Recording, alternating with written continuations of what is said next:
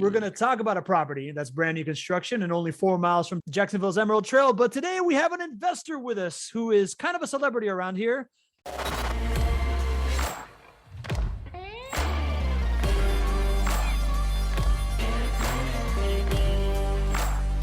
You are officially the Thursday edition of the Not Your Average Investor Show. Today is the JWB Rental Income Investor of the Week. Yes, I'm your host, Pablo Gonzalez. With me, as always, the man that I like to call GC because of his genius concepts, because he generates cash flows, because he's a great co-host, and because his name is Gregg Cohen. Say hello, Greg. Hey, everybody. Great to be here. And today is a very special property of the week because we are welcoming somebody that's famous inside of our community. She is a world-renowned author. She is a multi-generational Florida resident. She is a champion show dog breeder and trainer and all these other things. She is the mother of the fairy godmother of the Not Your Average Investor Show. Today, we have Lydia Filson. Welcome, Lydia. Hello, everyone. It's nice to be here, and thank you for inviting me. Looking forward to hanging out. We are looking forward to this conversation so much, but right now it is time for the tradition that we like to call the roll call. You ready, Lydia? Sure. All right. Jen Filson, good morning, mother, she says. Dean Curry's here checking in from Ohio. We got Joanna, our community manager. She's in the house too. We got John Henning, good afternoon. We got Carl Thompson, good morning, everybody. We got Drew Barnhill, good afternoon, everyone. We got Leo from California, good morning. Chris Gonzaga, good day to everyone. Leslie Wilson from Denver, welcome. Leslie. Sergio Prieto, what's up, everyone? Hope everyone's well. Good to have you, Sergio. Who else we got here? We got Peter James is back from Virginia. Peter, good to have you. The Commonwealth of Virginia is for lovers, and I am ready for knowledge. Good, Peter. I'm into that. I like love and I like knowledge too. Ken Moline is back. Welcome back, Ken. Good to have you. Who else? Marilyn Cotterman from Homosassa, Florida. Home of the manatees. Home of the manatees. Good to have you back too, Marilyn. We got the family in the house as we like to. Oh, Miguel Angel Sanudo. Good afternoon, everybody. Miguel Angel dialing in from Spain. We love Miguel Angel. And as we like to say, if you want to know about owning rental income properties, you're in the right place. If you want to know about the best in-class property management for rental property investors, you're in the right place. And if you want to just get an edge on the Jacksonville market to provide some extra opportunities for you and your clients, you're in the right place. Next place to go is chatwithjwb.com. But right now we are on the show. This is an interactive show. We want you contributing in the chat. We want you contributing in the Q&A. I always like to tell folks, if you want me to ask GC or Lydia a question, please put it in the Q&A. It makes it much easier for me to keep track of it. And I'm assuming we're going to have a very, very lively conversation here based on our past conversations with Lydia. We got Renee Areola, the son-in-law checking in, Lydia. Oh, hello, Renee. And yeah, let's kick this off. Lydia, what's up? All right. I've got my notes here. I'm going to follow this so don't forget anything because I have a mind like a steel sieve. I know that you are prepared. Tell us what you want to talk about. Tell us about you and your rental property investing journey. And Okay. let's start with like how did this whole idea of investing in rental properties as a passive income asset class ever come to be for you? My daughter takes the blame. That is a great story, by the way. She had done all this research and oddly enough found out that her home part of Florida, Jacksonville, was the best place, about the best place in the country to invest in a rental property. And so she called us up one day and said, we're flying into Jacksonville to look at our house we just bought. I said, okay. And she's invited us to take the tour. I said, okay. And my husband was saying, okay, what's going on? And so we did that. And we looked at her house, which was under serious renovation. This was a time in 2012. This was a time when JWB was buying up a lot of foreclosures. Mm-hmm. And a lot of these houses were kind of not the greatest shape, but they totally renovated them, made them all really pristine, everything new, everything nice. And so we looked at a bunch of houses and I looked at the numbers. And what really intrigued me was like a 14% ROI on this house I looked at. And I liked the house. It needed work. It wasn't bad. It just needed some cosmetic stuff. And was in a nice neighborhood. It was a 4-bedroom, 2-bath house with a nice fenced yard. I mean, hey, I wouldn't mind living there myself. So we decided to buy it. It was only $88,000 at that time, which they assured me that it's doubled in price in the last 9 years. Mhm. Anyway, so we went, when I saw the numbers, I just was blown away because, I mean, at that time, 3% was fabulous on any of the normal investments. Mhm. So we went through the mortgage thing, and at the time it was a little odd, even though we had excellent credit. They had to go through 3 different mortgage companies before we found somebody that was willing to loan money. And evidently houses weren't selling right then, and the only ones that got assessments were the ones that JWB had. Yeah. It was a different time in Nice job, 2012. you know. But anyway, we got the best. We ended up with the best interest rate of all 3. And so, Hey, Lydia, can I ask you a question here? sure. In talking with Jen, she shared the story of the first conversation that she had with you about her intentions to buy properties. And she shared it in a way that made it seem very unlikely that you were going to support, and even more unlikely that you would actually invest yourself. Is she fibbing a little bit there, or were you supportive from the beginning? I think Larry, my husband, was probably the one that he's a nuts and bolts type person. Right. Now I like money, you know, he likes money too, but he was kind of like harder to convince. I was open. I was kind of open. I just didn't know anything about it, and I was willing to find out. And Larry kind of went along with the ride. Yeah. Whatever he was like. Totally justified to be skeptical, right? Right. 10 Well, years ago. you know, a little skepticism is good. I have a friend of mine who's trying to convince me that y'all are a scam. Yeah. Yeah. And then once you came to our office too, we, especially 10 years ago, we did not have a luxurious office. It was actually a former salon that was rented out, and there were, way more cars than parking spots we had. So the only problem I had with that location was trying to find a parking place. Yeah, right. Those were the days. Yeah, and while we were there, I was told about private loans and how y'all wanted essentially construction loans.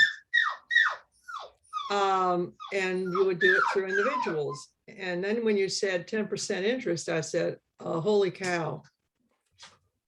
I want to know more about this. Mm-hmm. And so we had some cash available, things like stupid CDs and other, so I started on the private loan thing and absolutely loved it. Yeah. That's what's allowed us to retire. That is what allowed us to retire, because even with the IRAs, we could do the self-directed IRA. Now, I don't know anything about the other instrument, the other one, other retirement accounts, but it works for IRAs. Absolutely. So, yeah. Anyway, so that particular rental house was the only one we had for 10 years. And the first few years, it looked, the first tenant, he was great. We really, I don't even know these people. The property management takes care of all that stuff. Right. And then he lost his job and tried to kill himself. So he was out of there. Oh. So we were down, a little downtime, a few repairs. And then another family came in. And that seemed to be going okay until somebody shot out all the windows and wounded somebody inside. Oh my goodness. That was more downtime and extensive repairs. Mm-hmm. How'd that make you feel?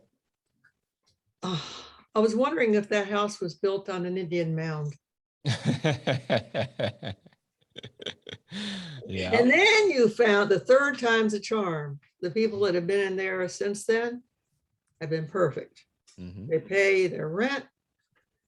They don't have but a few little tiny service calls. They asked my permission to put in a portable building in the back. I said, sure, knock yourself out. Great people. And I hope they stay there for the rest of their lives. Mhm. And so that has allowed the income on that house to really be good. I'm clearing over $400 a month just on that house. On that You've one had house. the highs, the high highs, and you've had low lows. Yeah, Um, and what you were emphasizing is that's how it is with one house. When you have more than one, the others kind of take up the slack. yeah. Anyway, Absolutely. so in the meantime, my mother, I convinced her to do a couple of the loans. And so, you know, the CDs right now are paying 0.0000000%. And she's old school and she didn't mind that. I didn't like it, but all she knew besides stocks and bonds and scary stuff like that. So she did a couple of those. I have to tell a funny story. I was wearing my JWB shirt, which I'm wearing right now. Yeah. And I went to see her. And she said, well, what's that? And I told her what it was about. And she said, well, I'm an investor too. Where's mine? These So things are hot now. I spoke to Jenny about it. We're going to fix that. Yeah. Nice. We can help. Okay, so what happened is a year and a half ago, my husband passed away. He had Lewy body dementia. It was a long, long ride downhill. And he finally passed away. And up to that point, I was okay with making most of my income from the private loans. And the drawback to that is taxes. Mm-hmm. When he passed away, I realized I was going to be taxed as a single person. Mm-hmm. And all of a sudden, everything was going to be awful tax-wise. More often than usual. Mm-hmm. I'm not fond of the IRS. Anyway, so I realized that I had to do some sheltering in some way. Mm-hmm. And as of 2021, I'm considered single and I have to think about that. So I decided to turn some of that private loan money into houses because when I looked at my tax return, I realized that the rent you get is not everything that is taxed because of the expenses and the depreciation. Yes, those write-offs But are the incredible. problem with the interest income is considered earned income. It's totally taxed. And not only that, let's see, well, I'm on Social Security. And when you get to a certain threshold, you tax some of your Social Security too. Mm-hmm. Isn't that sweet? Mm-hmm. Love the IRS. Hope there aren't any agents listening to me. Anyway, so I decided to do that. I decided to turn some of that money sitting out there into houses. And so at the end of last year, I got my first house, or my second house. Mm-hmm. First house in what, 9 years though, right? Yeah, first house in 9 years, the one on Deckel. Mm-hmm. And that's when I found out, and I mentioned this to you earlier, the money that had to fund the down payment came from money I got back from JWB. From the private lending. Yes, from the private lending. Mm-hmm. There's a little legal problem with that, in that money has to sit in your account for a certain amount of time before you can use it for the loan down payment. Well, let's clarify. There's no legal problem with that. What that is a financing requirement for you to be able to get the loan for the bank. So let's not scare some people here, Marilyn. I mean, well, Lydia. I thought it was a law, but I guess it's maybe just a policy. I don't know. Anyway, so that held things up a little bit, but we got it done. And the broker that you sent me to, the mortgage broker, is really good. Patriot down in Orlando. They're very good. And so, you know, it's sort of like eating potato chips. You can't just eat one. You have been quoted about that before on this show, Lydia. I'm glad you got to deliver that line. Yeah. Well, okay. Anyway, so I got more funding from loans that matured and got a couple more houses. Boom, boom. And then I got some more funding and said, oh, I'm going to get another one. So I got the fifth. And after I got the fifth one, instead of 10% on the property management, I'm paying 9%. So that starts right away. And I'm happy about that. That'll put a few more bucks in my pocket. Absolutely. So I'm very happy with JWB, and it's very, very professional folks, very easy to hang out with, and it's a very good organization. I have looked at some, like I keep getting emails from another part of this country wanting me to look at their turnkeys, but I'm comfortable with Jacksonville area. I know the area. I live here. I live in Orange Park. So I know the area. And when you say a house is located in this neighborhood, I kind of have an idea about what it's about. I don't know anything about Memphis. It's on the river. It's in Tennessee. Good barbecue. Oh, I know.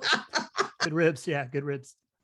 Yeah, the property management deal. That's another thing that when Jenny mentioned rental houses, a concern was, are we going to get the 3 a.m. calls that the plumbing is not working right?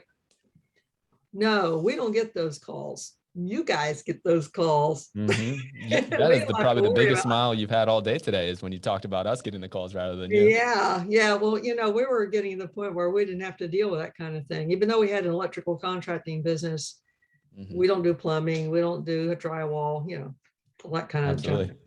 So anyway, that was a real selling point too, that we would not. I know people who have rental houses and they spend all their life fixing up the houses. We don't have to do that. Plus the fact that when the houses are ready to rent, everything is made pristine as much as possible.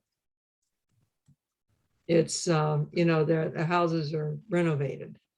Absolutely. If it's an older house, of course, a lot of you're doing new houses now more. I think you've shifted your emphasis from buying up repos, foreclosures, and distressed homes into building homes, correct? Well, it's something we have loved, new construction homes, and we have loved fixing renovated properties or distressed assets. We've loved it all forever.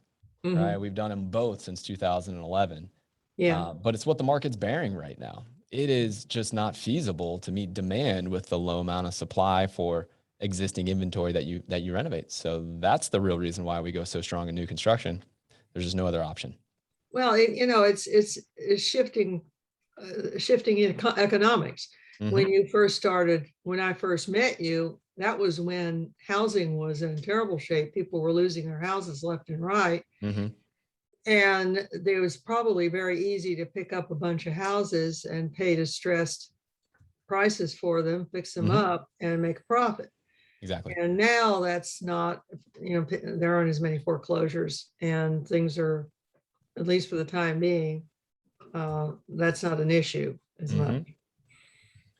Lydia, you sound like you are really, really keyed into your kind of retirement strategy, your cash flow, the market, the overall shifting economics of it all. And you've been through this process recently of going from buying a house 9 years ago, and now you've bought a couple recently, right? So I'd love to pop on the property of the week and take a look at it with you. You ready to kick the tires on this thing?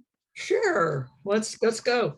All right. And then after that, we'll talk about the performance of your portfolio and what's going on. Okay. So let's magically whisk away here to 3009 Roselle Street. Let me see. Let me know in the chat if it is. Am I showing like a whole screen? Am I showing the wrong screen there, broski? Wrong screen. I had a feeling. Here we go. All right. 3009 magically whisk away Roselle Street. Right? Are we good? We are good. Okay. Let me know in the chat. Let me know if it's clear or not. If I gotta zoom in and out on something here. It's blurry. A little blurry. Okay, let's zoom into then the purchase price here. We got a purchase price of $245. It's a 4-bedroom, 2.5-bathroom house. Estimated rent range around $1,475 a month. We got the picture up here. Looks like a new construction 2-story home with a garage there. And this is what we always love to talk about on the Not Your Average Investor Show. What you're coming to the asset class for is this $125 a month monthly cash flow in this 7.36% return on investment. Lydia, when I first showed you this thing and it got unblurry, what's your first thought when you see this this sheet and these numbers? What are you thinking? Well, the cash flow is decent. It's what's really funny to me is even though it's a more expensive property than what I have been buying, the cash flow is projected to be about the same, which is interesting. I guess the higher rent accounts for that, because I see the rent is pretty much higher than what it is for my houses. There are cheaper houses, cheaper rent. And this really one is astute a higher observation. rent or expensive house.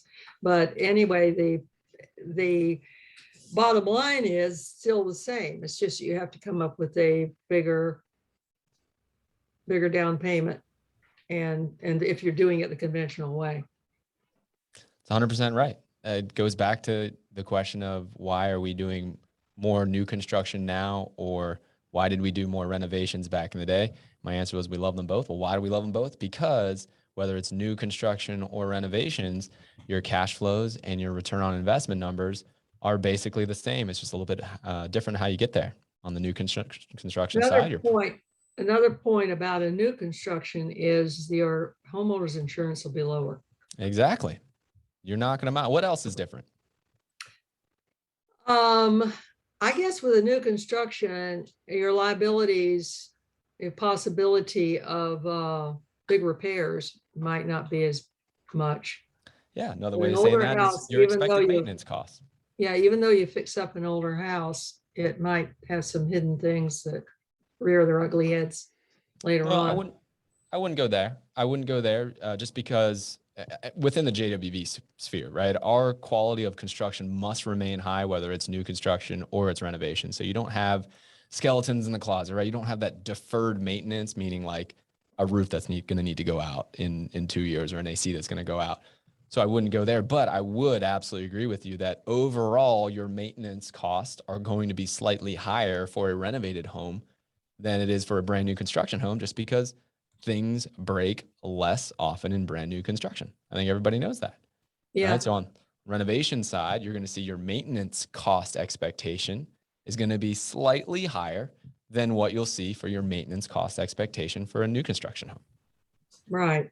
So this, like I said, this looks very comparable as far as the cash flow and the ROI, or return on investment, to a less expensive house, because everything kind of goes up the same way. The price goes up, but the rent goes up along with it. That makes sense. When we look at this monthly cash flow number and look at this ROI number, what are you looking at primarily? Like, how do you value these two kind of data points? Lydia?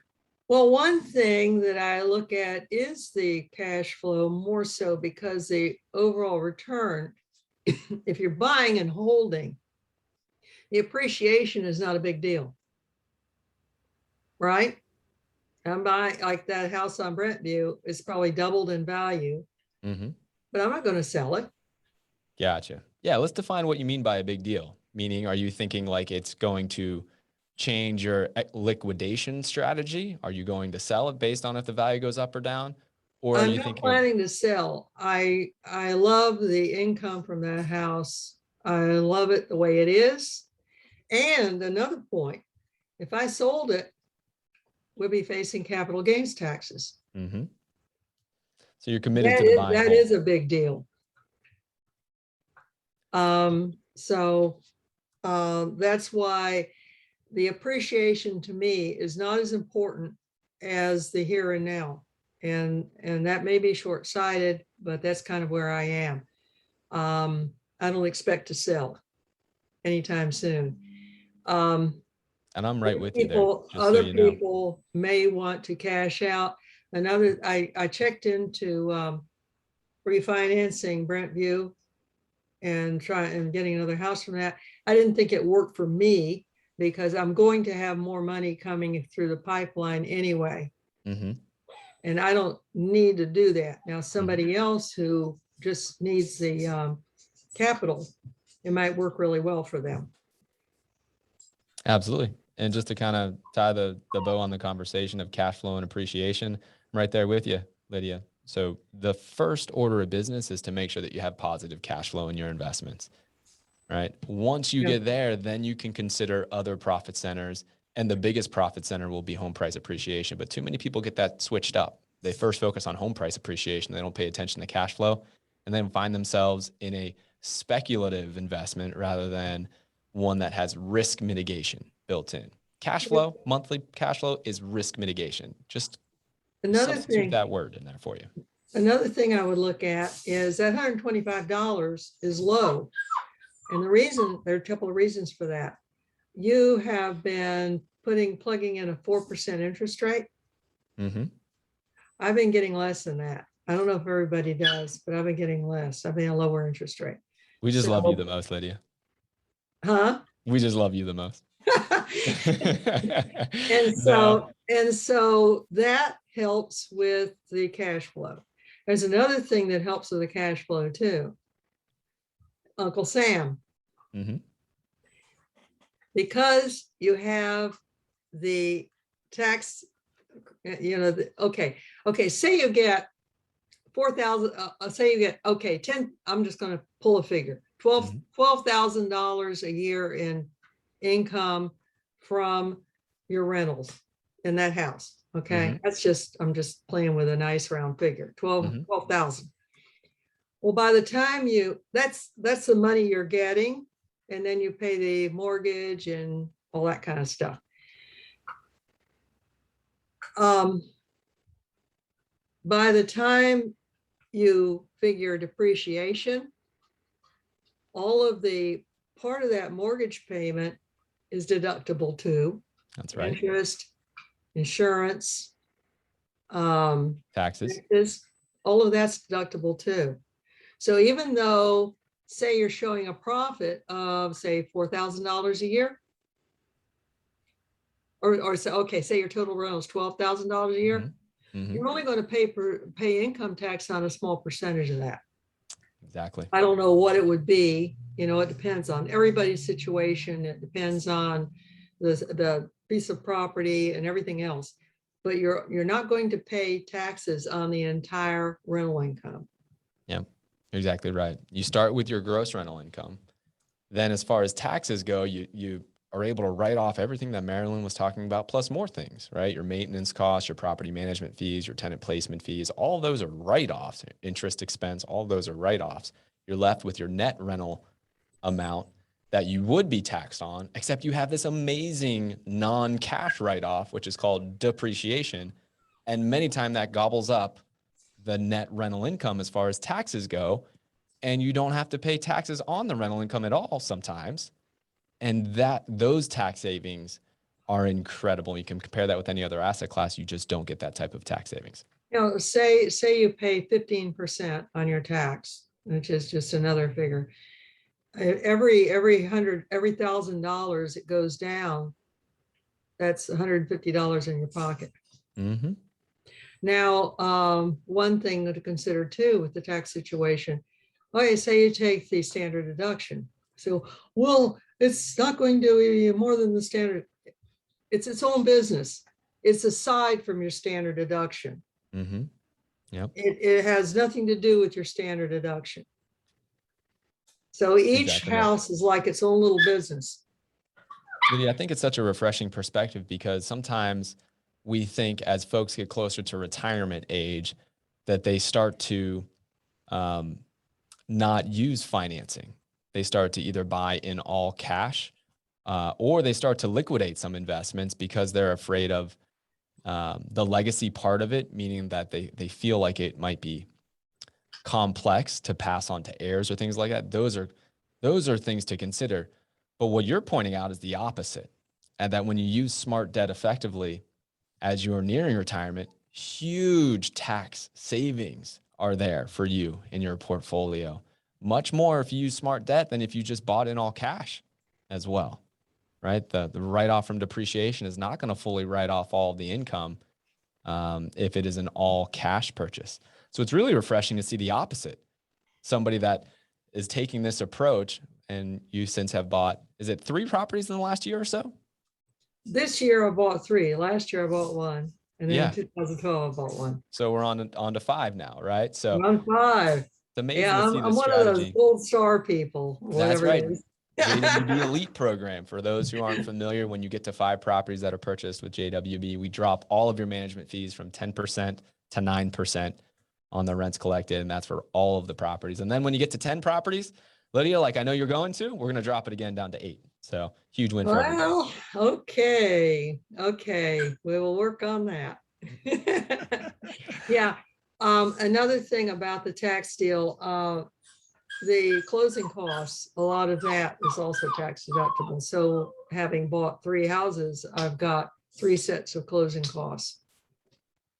Did you always pay such a close attention to taxes, or has it been recently? I have, but it hasn't been that big an issue, I guess. Yeah. And now I am. Yeah, I've always paid attention to taxes. Yes, I Yeah. have to say I have. Well, I've you always strike me tried to knowing you like I minimize it do. as much as possible.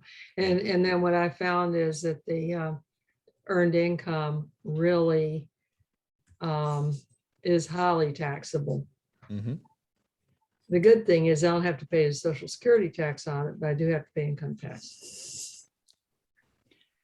Well, this has been awesome. I've just been watching here, listening to 2 real experts talk about it. It's not just me asking asking Gregg questions. We got a couple of really good questions from the community. If y'all want to take a stab at them, you ready?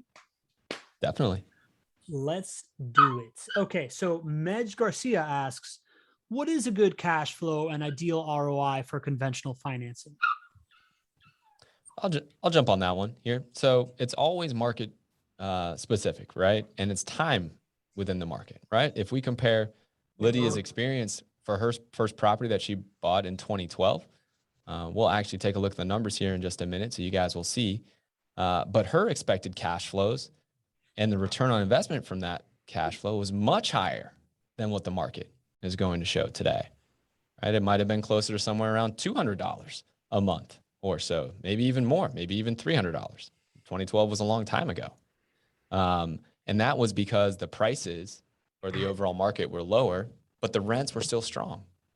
And so that might have been the criteria at that point. Now, I do want to take you back to 2012.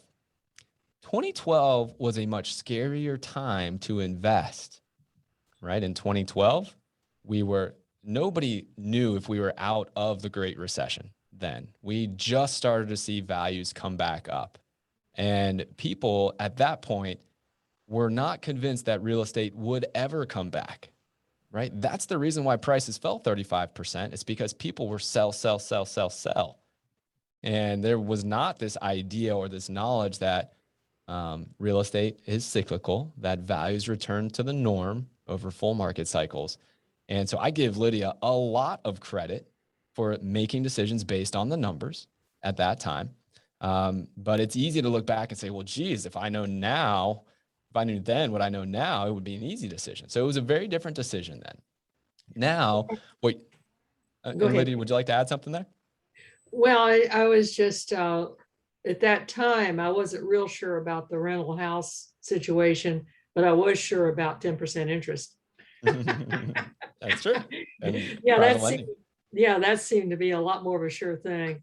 Well, let me play devil's advocate with you there, Lydia. Right. Sure. Now, JWB's been in business for 15, 16 years now and have a track record, and we've borrowed over $300 million and paid everybody back and paid that 10% interest.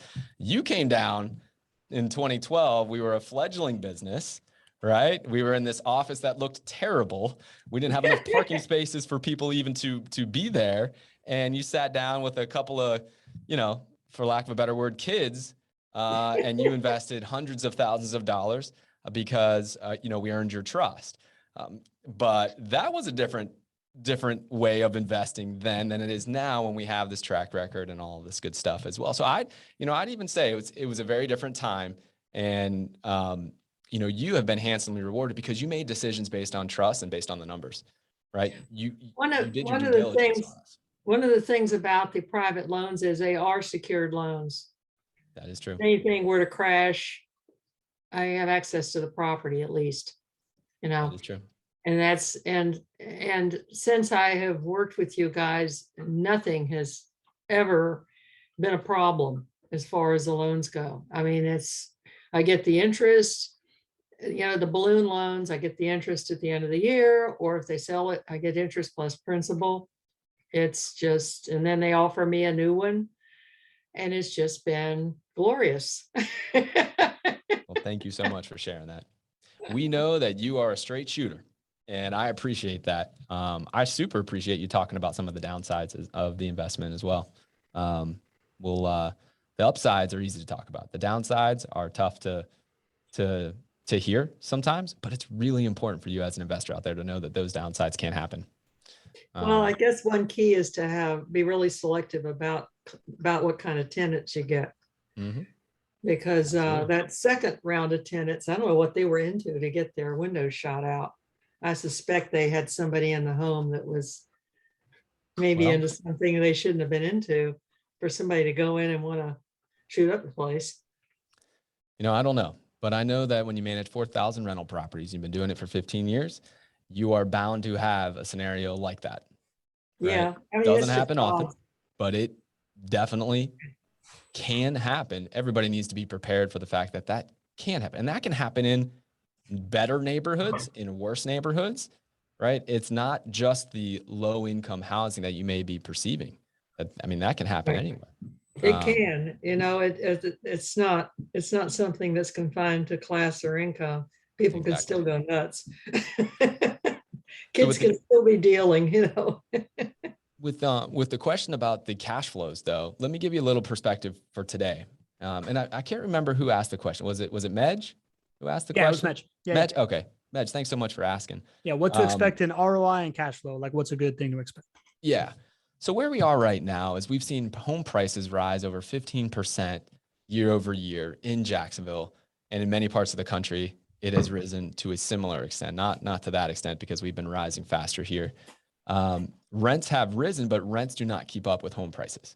And so you're finding that cash flows are more compressed today than they were a year ago when we were doing the show. Pablo and I were talking about this, and I was saying, guys, your cash flows today are better than what they are going to be a year from now. And we are right about that, right? So today the market is bearing, call it somewhere around $100 a month, $125 a month, maybe $150 a month, depending on the purchase price of the home. That's really your cash flow range. That is where you can buy at market value and have a passive income investment here. And that's really where it is today. Now think about this 1 year from now. We're expecting higher than normal home price appreciation next year as well, right? And rents are going to go up, but they're not going to keep pace with home prices. That is going to make this cash flow compression happen even more. So the message that I would share with everybody today is that it's the same message I shared a year ago, which is your cash flows today are going to be better than your cash flows are 1 year from now and 2 years from now, because of the dynamics of the market, prices going up, interest rates going up, right? Now, interest rates have stayed low. What happens when you have 5%, 10% home price appreciation next year and your interest rates bump up by a point or what have you? That's where cash flows compress more. And it is going to be a challenge, not just for JWB, but for investors everywhere to find positive cash flow. It will absolutely be that way. It is now. Yeah, makes a lot of sense, man. We got a couple more questions I would love to get into before we dive back into the back end of Lydia's journey here and her results. But let's dig into a couple. So Carlos Andres Lopez asks, how do you protect against bad tenants? Do you get a deposit? Yes, we definitely get a security deposit. Carlos, thank you for the question. Do a lot more than that as well, right? A deposit will be nice to have if there's an issue, but it is the very bare minimum your property management company should be doing. It starts with, as soon as these potential residents come through the door to be able to rent a home with JWB, there's a tremendous amount of due diligence that we do on that resident.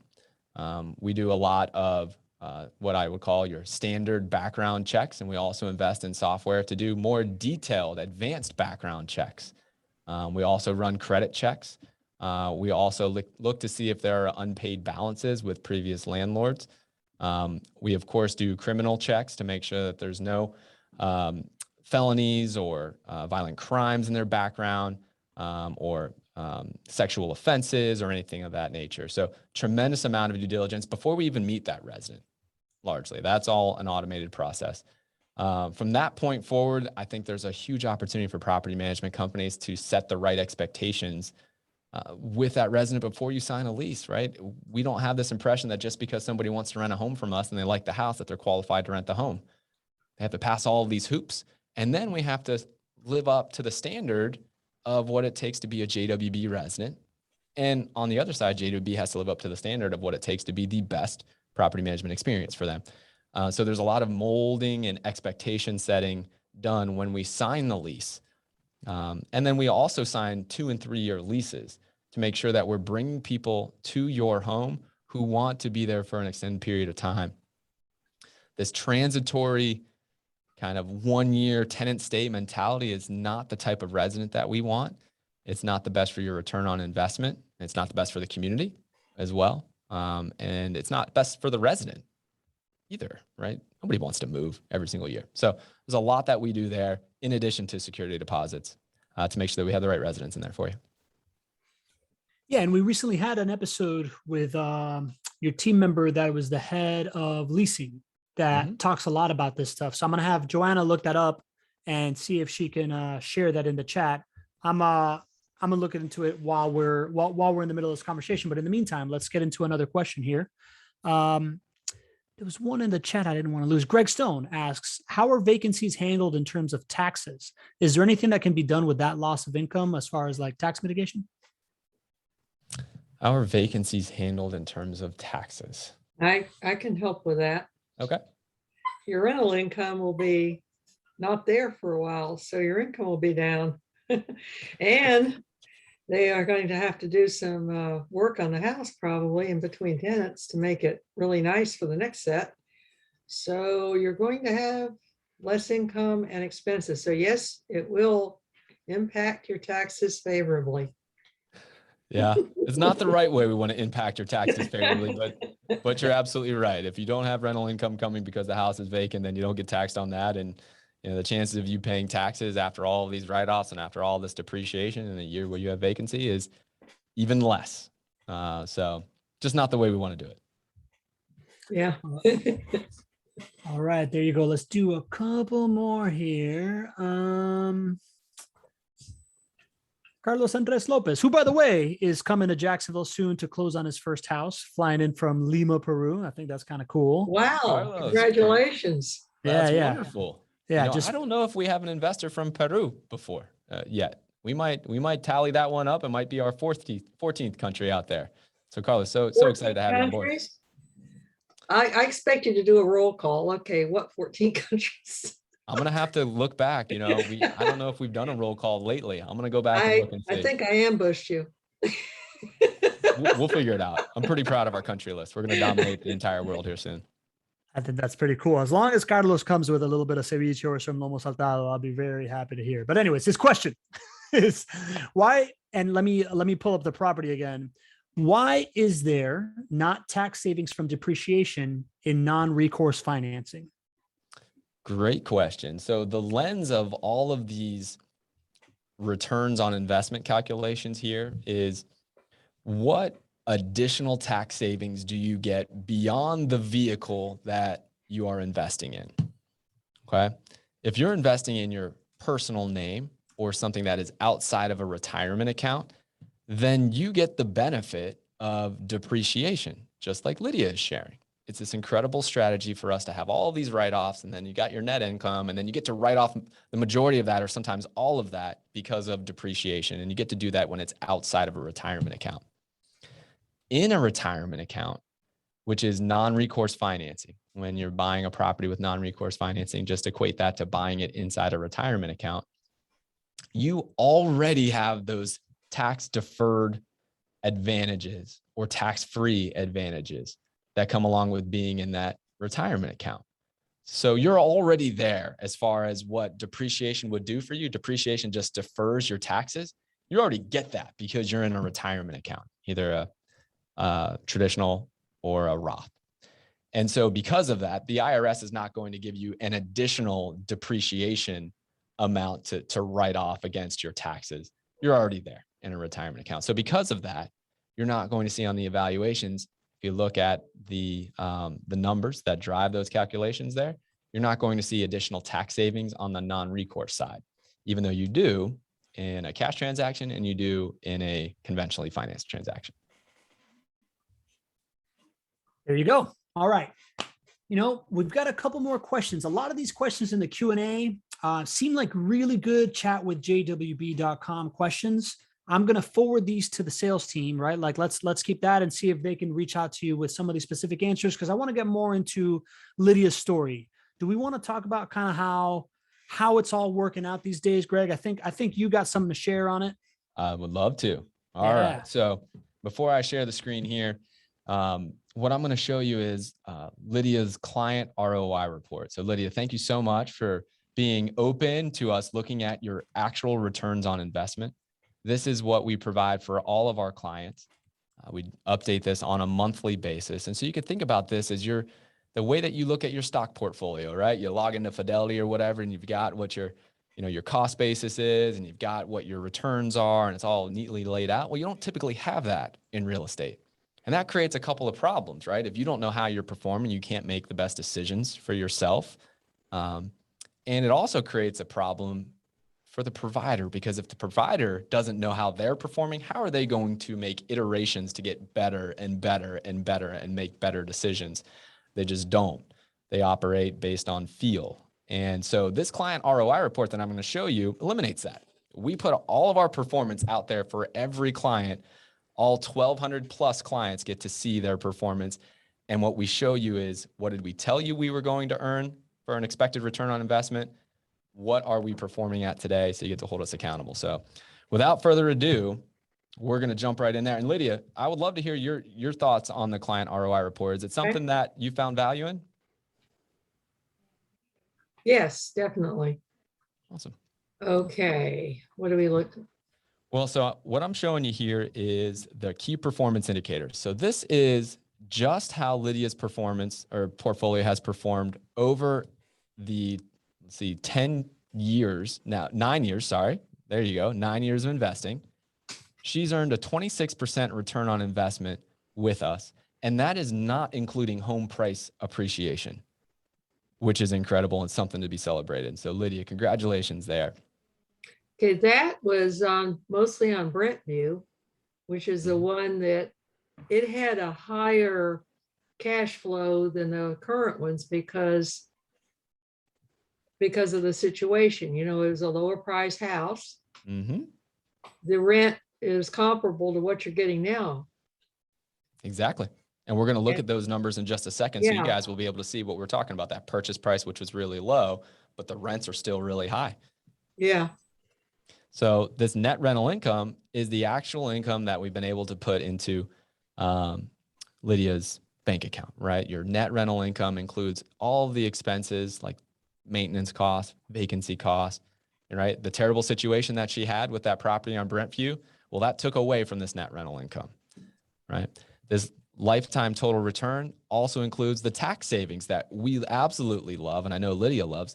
That's the big difference between net rental income. It's tax savings and principal pay down on the loan. So almost $53,000 of return for Lydia and her family. And again, we haven't even touched home price appreciation yet, which is really exciting. Looks like we've got some work to do to update the client why, the passive income, all that good stuff, Lydia. I know sometimes for our older clients, we haven't actually done that for clients that have been with us since 2012 and whatnot. So looks like our team has some homework to do with you. When that is filled out, we have we're able to see kind of where we are as far as our goal, right? Depending more on bells and whistles, huh? Yeah, I know. We'll get you up to speed there. You see, let me interrupt you 1 second. I just want to call attention to the chat, right? We were talking about mitigating risk with tenant placement. Joanna, who is our community manager, who's in the chat, she went out and found the episode that we talked all about mitigating risk with tenants. She just shared it in the chat. So I think it was Carlos Andres that asked the question.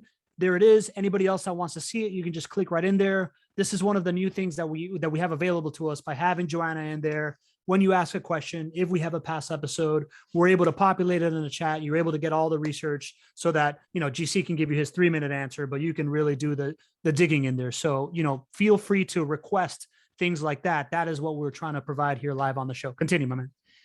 Perfect. Absolutely perfect. So next we've got the investment summary here. So these are the real numbers that Lydia was able to make decisions based off of. So this house on Brentview, purchased in September of 2012 for $88,000. You can even see what her interest rate was here in a 30-year loan. So you can see that the total investment, including closing costs, was somewhere around $20,000 right there. Next, you can see the three homes that she has since closed on. And I believe there's a fourth one that has been closed on, but that was just recently, right, Lydia? Yeah, that's not showing up yet. Yeah. How recent was that you closed on that one? A week and a half. Week and a half. Sounds great. I was just testing my team. There we go, right? We update this monthly, so a week and a half, or on the next monthly update, we'll see her 5th property here. But you can see the numbers here, right? Lydia, the thing that jumped out to me the most is, right, as the values have gone up, it is wonderful for the one on Brentview, but I would imagine it's been a little bit of sticker shock, right? Some of our clients that have been investing for 10 plus years come back and buy more properties because it's a great time to do that. And they're met with some sticker shock for $150,000, $200,000 purchases. Can you walk people through why this still made sense for you to do, knowing that you're paying double what you paid on the house on Brentview? Well, it's just a reality of the situation. And when it's just something you got to deal with, because when you look at the numbers, it still makes sense. And yeah. For something 9 years ago, that's kind of irrelevant now. That's right. As investors, our job is constantly to make the best risk-adjusted returns decision today compared to the alternatives. And the alternatives are still not as good, in Lydia's opinion, as they are right now, even though she has to pay twice what she did before, right? I want to point out something a little bit interesting to me. Okay, these interest rates have gone down a little bit. The last house was 3.18. That's right. That's so incredible. Actually, my interest rates have been declining, which is kind of nice. Mm-hmm. When you had this 4.13% interest rate in 2012, did you ever think that you would get a lower interest rate than that? No, I thought that really rocked. In fact, it was the lowest. I went through 3 different mortgage companies because of the situation, the financial situation at the time. And the last one was the lowest rate. I think we were looking at 4.5 before that. Mm-hmm. And then we came in at 4.13, and I said, "Oh, that's great." That's why. And now it's even greater. They're really low. So if you're a JWB client and you're listening to this right now and you bought a property 5 years ago, 10 years ago, there may be an opportunity for you to reach your passive income goal quicker, faster, either through refinancing a property that was purchased a long time ago that has built up significant equity, or if you are also investing in private lending, might be an opportunity to reduce your tax liability and increase your overall return on investment by buying now and locking in an interest rate in the 3s.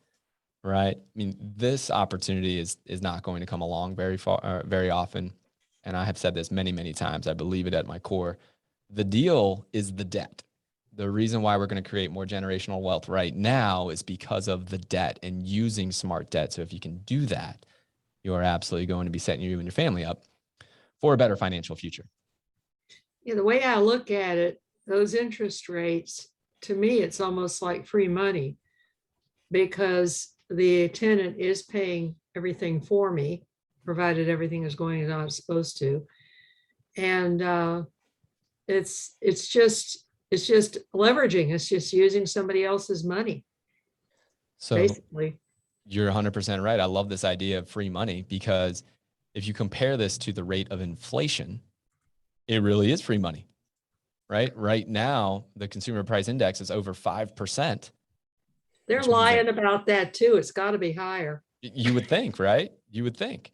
Go to the grocery store. If everything else around you is going up 5% and you're borrowing something for 3%, that's arbitrage right there. You're actually making money on the loan, which is a completely different profit center we've never talked about, right? But that's the state of things. That's what I'm sure had a big impact on Lydia's decision here to say, listen, I haven't bought a property in 9 years, but you know what? I'm going to buy 4 more in a year and a half.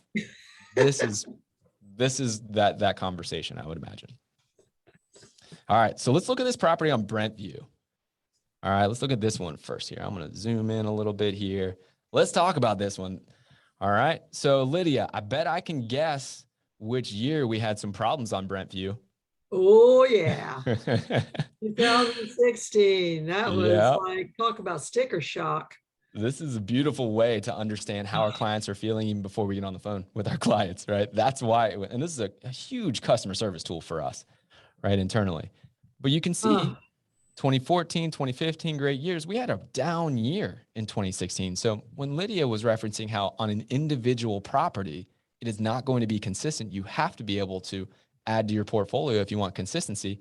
That's what you're seeing here on Brentview. How did it feel in 2016 there, Lydia? Can I decline to answer that? I'd love it if you shared the worst of the worst. There were some bad words. That's right. What is the matter with these people? You know, when somebody called me and said, your house was on the news. Oh, it was. I didn't even know that. Oh, goodness. Yeah, somebody in the house actually got shot. Oh, my goodness. I think they were okay. You know, they didn't die or anything, but it was not good. And this 2014 was when the guy tried to commit suicide. That wasn't as bad because the house wasn't damaged. It just needed a little painting and a little carpet cleaning. And then what you guys did in 2016 was take out the carpet, thank you very much, and put in tile. And tile is much lower maintenance. I'm glad you decided to go with tile on those houses instead of carpet. We do. And we do that at standard now as far as a hard surface in the living areas. And, you know, certainly you don't want to make light of those two terrible situations. I mean, that is really heart wrenching. I think it's important that we recognize that bad things can happen. But we were back in business the next year, as you can see. You know, we were back in business and we've been in business ever since. And I hope those clients live forever. Yeah. Well, and that's our message. It's very much when you do have a negative situation, which will happen to you if you own rental properties for a long period of time, like Lydia has and like I do, you're going to have a year like this. Hopefully it's not to those dire circumstances that you just heard, but it can happen, right? You got to be mentally prepared for that. But afterwards, because of our strategy of long-term leases, because of our commitment to putting the right residents in there and renewing leases, you typically have a period of years afterwards that are really strong. And so what happens is while the homes are rented, you're overperforming, you're creating a surplus so that when you do have a negative year, you're going to have a down year and that surplus is going to cover the down year. And then guess what? Lydia, I'm not sure if you knew this, but overall for this house on Brentview, through the good and the bad times, your annualized return on investment just from the cash flows is just over 27%. And when you bought that property with us on the initial evaluation, we expected 21% expected returns for you. So it's actually overperformed, even though you've gone through probably two of the most terrible situations as an owner of rental properties. Yeah. This house is golden. You know, it's really performed well, you know, and that kind of all what's done since then kind of erases the bad stuff that we had a couple of times. But it's really hard to hold on at that point, especially when you have an emotional attachment. You're like, why did somebody do this in my house? Like, how could that happen? Right? It's really hard to have the long-term perspective, but I want to commend you on that, because if you made an emotional decision to sell this house after 2016, think of all the returns that you would have given up here, as well as the growth, as well as the appreciation and doubling value, largely since then. So good job sticking. Yeah, that's true. Fundamentals there. Yeah, you're talking about what why would somebody shoot into a house? I mean, what kind of person is this? Are they demon possessed or what? Yes. Yeah. I don't know. Absolutely. Yeah. So I'm going to fast forward down to the bottom here. You know, when you buy houses and you only have, I just want to give you a prompt, let you know it's 1:32, man, just so that we're mindful of the time. Oh, we're But over time. I love where you're going with it, man. I'm gripped to my seat. I just want to let you know. Well, that's really the total portfolio report is going to be where we kind of end here. As Lydia's newest investments mature more and more, they will have more of an impact on our overall returns. When you buy a property right off the bat, it can do funky things like show a negative 18%. That's just mainly a timing thing. So you'll see that on a couple of her properties here that she just recently purchased. That's because I just bought it, and that's the closing costs, right? So you're seeing that that's not negatively impacting 2021 here. No, that's expected. But over time, you'll see this consistent portfolio grow. And I guarantee you, Lydia, something negative will happen on your properties at some point. Again, I hope with the bottom of my heart that it's not to that level again, but I guarantee you something negative will happen. But now you are so much more in a risk mitigated stance here because you have multiple properties, and I'm super happy. Happy for you, happy for the family, happy for Jen and Renee, and for Marilyn, your mom, who's an investor. Your story is absolutely incredible. And when I get through here, I'm going to go down to Manel and see her again today. Well, you have to tell her that we say hi. I will. Tell her this has been. That's right.